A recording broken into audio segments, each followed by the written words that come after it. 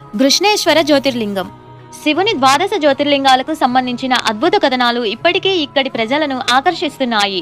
భగవంతుని భక్తికి నిజమైన ఉదాహరణగా పిలువబడే పరమశివుని ఈ చివరి జ్యోతిర్లింగానికి సంబంధించిన కథ ఒకటి ఉంది. ఇక్కడ పరమశివుడు తన భక్తుడి కోరికను తిరిగి బతికించాడు. దీని కారణంగా సంతానం లేని ఏ జంట అయినా సంతానం కోసం ఈ జ్యోతిర్లింగ క్షేత్రాన్ని దర్శిస్తే త్వరలో ఆ దంపతుల కోరికను నెరవేరుస్తాడని నమ్మకం. ఈ జ్యోతిర్లింగ క్షేత్రం మహారాష్ట్రలోని దౌలతాబాద్ లోని బెరల్గావ్ లో ఉంది. ఈ ఆలయాన్ని గుష్మేశ్వర జ్యోతిర్లింగ ఆలయం అని కూడా అంటారు. అజంతా ఎల్లోరా గుహలకు సమీపంలో ఉన్న ఈ శివలింగం శివుని పట్ల భక్తులకు ఉన్న నిజమైన భక్తికి చిహ్నం. ఆ భక్తురాలి పేరు మీదుగా ఈ శివలింగానికి గుష్మేశ్వర అని పేరు వచ్చింది.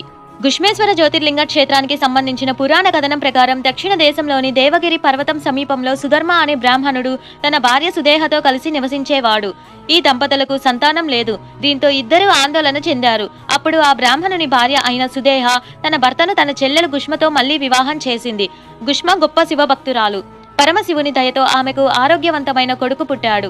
అయితే సుదేహకు తన చెల్లెలు గుష్మ కుటుంబం నవ్వుతూ ఉండడం, పిల్లాడితో ఆడుకోవడం చూసిన సుదేహలో తన చెల్లెలపై అసూయ మొదలైంది. దీంతో గుష్మ బిడ్డను చంపి చెరువులో పడేసింది.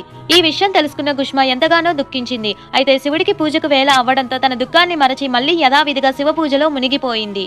మహాదేవుడు తన భక్తురాలి భక్తికి సంతోషించాడు. శివుని ఆశీర్వాదంతో గుష్మ కుమారుడు మళ్లీ బ్రతికాడు. లోక కళ్యాణం కోసం ఈ ప్రదేశంలో శాశ్వతంగా నివసించాలని గుష్మ శివుణ్ణి ప్రార్థించింది. శివుడు గుష్మ కోరికను అంగీకరించిన శివుడు జ్యోతిర్లింగ రూపంలో అక్కడ నివసించడం ప్రారంభించాడు. తాను ఇక్కడ ఎల్లప్పుడూ నివసిస్తాను, నీ పేరుతో గుష్మేశ్వర్ అని పిలువబడుతూ పూజలను అందుకుంటాడు అని వరం ఇచ్చాడు.